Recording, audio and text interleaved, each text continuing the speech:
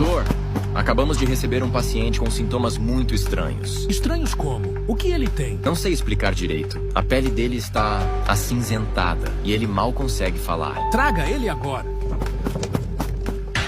Esse é o paciente? Sim, doutor. Os bombeiros disseram que tentaram aplicar soro, mas não adiantava nada. Meu Deus, esse homem já está morto há horas. Mas ele estava respirando até agora há pouco. Onde estão os paramédicos que trouxeram ele? Estão lá fora, doutor. Mandou me chamar, doutor? Sim? Você foi o responsável por trazer aquele homem? Sim, fui eu, doutor. Então me diga, o que aconteceu? A gente encontrou ele no meio da estrada, andando sozinho, completamente desorientado. Ele disse que foi atacado por uma mulher fora de controle. Segundo ele, ela começou a mordê-lo e agredi-lo com uma força absurda. Logo depois, ele caiu no chão sem sinais vitais. Mas o estranho é que ainda estava respirando. Isso é bizarro, doutor. Será que é algum tipo de doença? Como raiva ou algo assim? Não, isso me parece algo muito pior.